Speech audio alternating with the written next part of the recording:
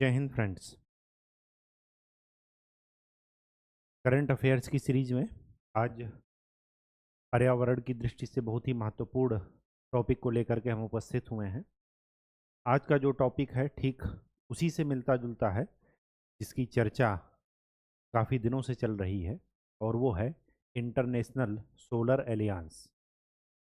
जो international solar alliance बना है वो 2015 में पेरिस समझौते के समय बना था, और पर्यावरणीय दृष्टि से बहुत ही महत्वपूर्ण डिसीजन, एक ऐसा संगठन अस्तित्व में आया जो कि नवीकरणीय ऊर्जा रिन्यूएबल एनर्जी में एक माइलस्टोन साबित हो रहा है।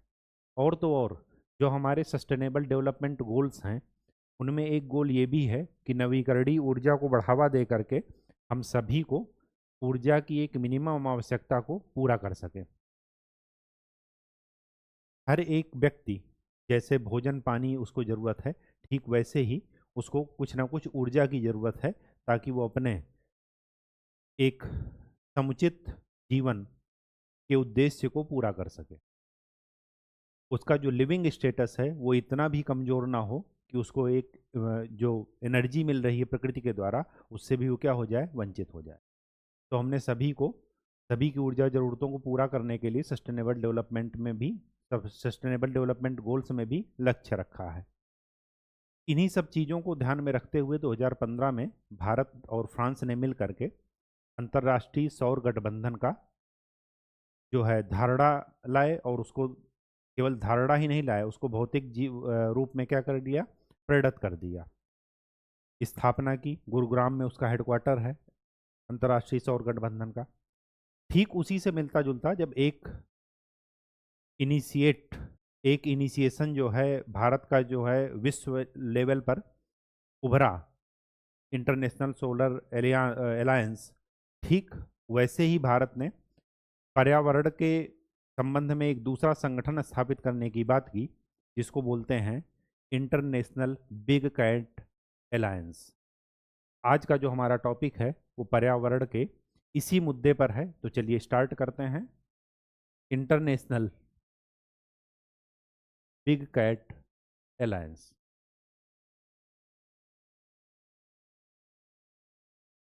इंटरनेशनल बिग कैट अलायंस एक संगठन है ये, जो क्या कर रहा है, अंतर्राष्ट्रीय संगठन तो है लेकिन वो किसके संरक्षण की बात कर रहा है, बिग कैट्स।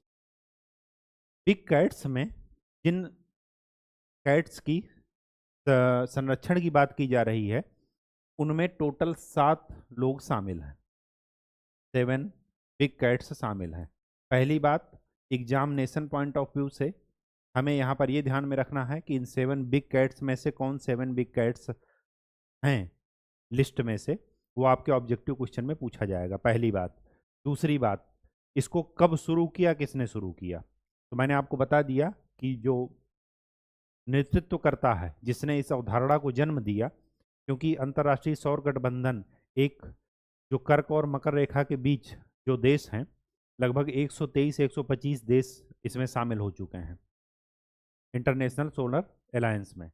ठीक उसकी सफलता के बाद भारत ने ये सोचा, अच्छा इंटरनेशनल योगा डे भी भारत ने शुरू किया। संयुक्त राष्ट्र संघ में क्या किया, मान्यता मिल गई कि 21 जून को इंटरनेशनल योगा डे जो है मनाया जाएगा।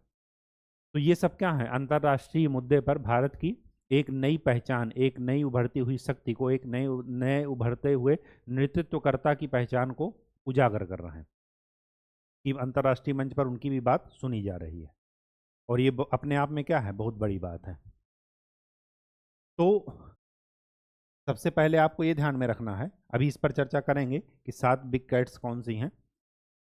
सबसे पहले हमें ध्यान में रखना है कि like international solar alliance, international solar alliance, इसकी तर्ज पर ये भारत ने इसकी अवधारणा रखी, और इसका हेडक्वार्टर भारत में ही होगा, लेकिन अभी ये डिसाइड नहीं हुआ कि किस जगह पर होगा। जैसे इंटरनेशनल सोलर अलायंस का हेडक्वार्टर कहाँ है? गुरुग्राम में, गुड़गांव जिसे आप कहते हैं। ठीक। किस उपलक्ष्य में ये अवधारणा आई? ये उपलक्ष्य में आई 2023 में। 2023 का वर्ष बहुत ही इंपॉर्टेंट वर्ष, इंटरनेशनल मिलेट्स वर्ष घोषित किया गया था संयुक्त राष्ट्र संघ के द्वारा। ठीक। 2023 में भारत ने प्रोजेक्ट टाइगर के 50 वर्ष पूरे किए। प्रोजेक्ट टाइगर के 50 वर्ष पूरे हुए। और टाइगर की सबसे ज़्यादा संख्या कहाँ है? भारत में। ठीक है। तो प्रोजेक्ट टाइगर के 50 वर्ष पूरे, तो इसका मतलब प्रोजेक्ट टाइगर शुरू कब हुआ था? 1973 में। इसी उपलक्ष्य में इसकी अवधारणा आई थी। किसकी? इंटरनेशनल बिग कैट अलायंस की, IBCA की। ठीक है। अब हमें ये देखना है कि 7 बिग कैट्स कौन सी शामिल हैं।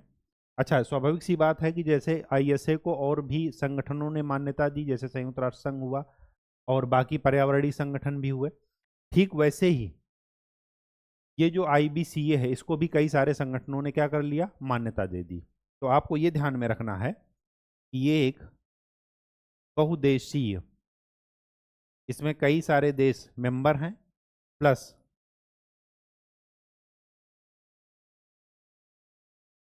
बहु एजेंसी का संगठन है ये। कौन? IBCA, IUCN हुआ, WWF हुआ, इन सब ने इसको क्या किया है? मान्यता दी है। ये सब भी क्या है? इसके मेंबर हैं। ठीक है। तो अभी तो शुरुआत है, तो 17 देश और 9 संगठन शामिल हैं, लेकिन अभी धीरे धीरे इसकी संख्या क्या होगी? बढ़ेगी। इसमें कोई ज़रूरी नहीं है कि वही देश शामिल है जहाँ पर ये बिग कैट्स पाए जाते हैं। कुछ दूसरे देश जो इसके व्यापार में संलिप्त हैं, या इसके इन उन देशों के बीच से उनका व्यापार होता है अवैध रूप से, तो वो भी इसमें क्या हो सकते हैं? शामिल हो सकते हैं। तो सभी के लिए मेंबरशिप ओपन है। ठीक है। आपको ये ध्यान में रखना है।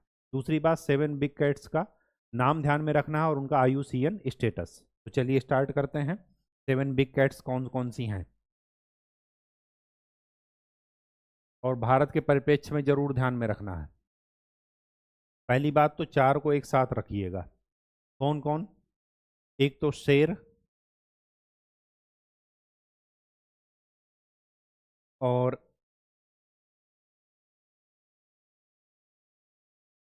तेंदुआ, हिम तेंदुआ और चीता। ठीक। इन चार के उसमें, इन चारों को एक ग्रुप में रखिएगा। अभी बता रहे हैं कि आपको एक ग्रुप में क्यों रखना है। उसके बाद क्या बची? 3। 3 में एक तो हो गया जगुआर,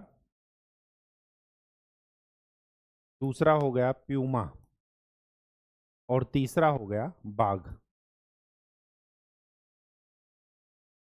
इन चारों को एक ग्रुप में क्यों रखा गया? इन चारों को एक ग्रुप में इस वजह से रखा गया ताकि आपको रिमेंबर में आसानी हो, याद करने में आसानी हो। पहला, इनका IUCN सभी का वल्नरेबल है। Vulnerable, IUCN status, international union of conservation for nature. ठीक। IUCN स्टेटस इनका क्या है? चारों का वल्नरेबल है। अगर मैं साइट्स, साइट्स एक संस्था है जो कि सूची जारी करती है, तो साइट्स क्या है? इसमें जो ट्रेड रिलेटेड जो सूची जारी कर की जाती है पौधों की और जानवरों की, वो इसमें इंक्लूड होती है। तो साइट्स की एनेक्सर 1 में, परिशिष्ट 1 में इन चारों को रखा गया है। और तो और इंडिया के परिप्रेक्ष्य में एक है क्या? वन्य जीव संरक्षण अधिनियम, वाइल्ड लाइफ प्रोटेक्शन एक्ट 1972, इसके अनेक्सर 1 में, अनुसूची फर्स्ट में। इन चारों को। अब एक विशेष यहां पर आपको ध्यान में रखना है कि इस शेर में जो एशियाई शेर है वो एनेक्सर 1 में है। एशियाई शेर ओनली, जो कि केवल भारत में पाया जाता है, और कहां पर? गिर में, गुजरात में, गिर वन्य जीव अभ्यारण्य। ठीक है, ये ओनली एशियाई शेर जो है एनेक्सर 1 में है। बाकी शेर साइट्स की एनेक्सर 2 में है। ये आपको विशेष ध्यान रखना है। कहाँ है? अनुसूची 2 में। ये आपको ध्यान में रखना है। बाकी चारों का स्टेटस सेम है। अब चलते हैं यहां पर।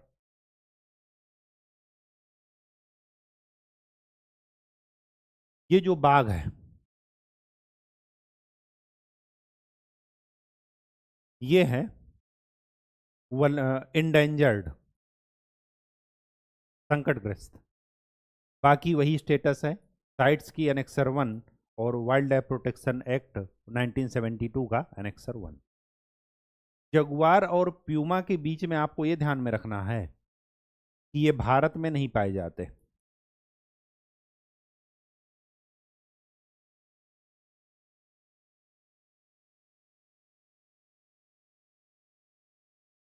ये भारत में नहीं पाए जाते हैं। दूसरी बात, इनका IUCN status near threatened, Jaguar का, और प्यूमा का लीस्ट कंसर्न। ठीक, बाकी सब वही है, 1-1, साइट्स की 1 और WPA की अनुसूची 1 में। ठीक है, तो आपको समझ में आ गया कि वो ग्रुपिंग क्यों की गई थी? समझ में आ गया होगा। ठीक है, ये चीजें ध्यान में रखिएगा। कहानी समझ में आ गई? तो इस टॉपिक में केवल इतना ही पढ़ना था आपके लिए। ये 7 नाम इंपॉर्टेंट हैं। इनका इंग्लिश नाम भी देख लीजिएगा ताकि कंफ्यूजन ना हो। 7 नाम इस वजह से इंपॉर्टेंट है क्योंकि उसमें पूछा जाएगा कौन कौन सी इंटरनेशनल बिग कैट अलायंस में शामिल नहीं है, तो आपको पता होना चाहिए कौन कौन शामिल नहीं। अच्छा, ये शामिल किए गए हैं तो इनका आईयूसीएन स्टेटस, एक तरफ आईयूसीएन स्टेटस लिखा रहेगा, एक तरफ क्या रहेगा? उनका नाम। तो मैच ऑफ द फॉलोइंग में या कौन कौन से सही मैच्ड हैं, ये आपको ध्यान में रखना है। ठीक है, कहानी समझ में आ गई? जो भी करंट टॉपिक हैं उनको जरूर ध्यान में रखिएगा क्योंकि उससे अधिकतर क्वेश्चन बनने के चांस रहेंगे। जब भी ये जो जो भी करंट टॉपिक्स आपके चल रहे हैं, जो भी करंट लेक्चर्स आ रहे हैं, ये ध्यान रखिएगा, ये बहुत ही इंपॉर्टेंट हैं। और ये मार्च से लेकर के मई तक का आपको कवर कराया जाएगा। तो मार्च तक का तो 16 जून को एग्जाम है यूपीएससी का, तो मार्च तक तो आप हमेशा एकदम रट कर जाइएगा चीज़ें करंट अफेयर्स की, कौन कौन सी चीज़ें करंट में थी, मार्च तक का डाटा। तो ये मार्च में ही ये सारा कुछ चल रहा है अभी। ठीक है, और हम लोग पढ़ कहाँ रहे हैं? मई या जून में। तो ये चीज़ें ज़रा ध्यान में रखिएगा। तो आज के लिए इतना ही। नेक्स्ट लेक्चर में हम लोग एक नए टॉपिक के साथ उपस्थित होंगे।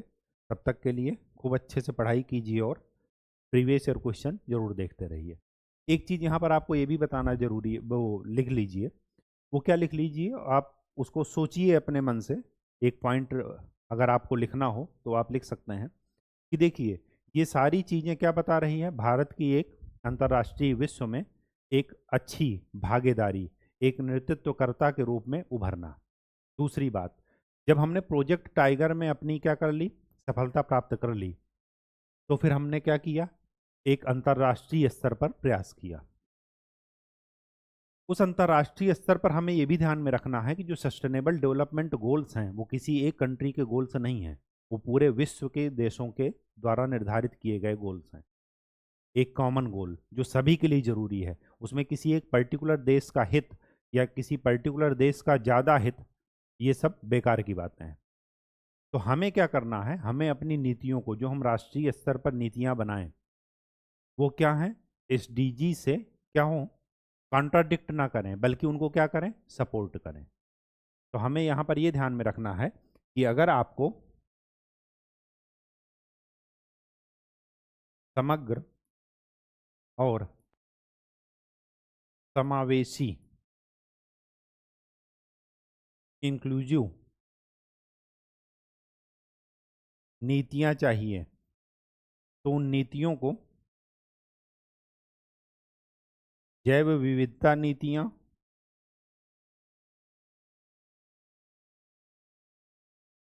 और सस्टेनेबल डेवलपमेंट गोल्स के साथ क्या करना पड़ेगा, इंटीग्रेट करना पड़ेगा, एकीकृत करना पड़ेगा, तभी जो है चीज़ें क्या हों, एक प्रॉपर वे में चैनलाइज होंगी और संसाधनों का बेहतर इस्तेमाल हो सकेगा। ठीक है, तो ये चीज़ें ज़रा ध्यान में रखिएगा। आज के लिए इतना ही। नेक्स्ट लेक्चर में हम लोग नए टॉपिक के साथ उपस्थित होंगे। धन्यवाद।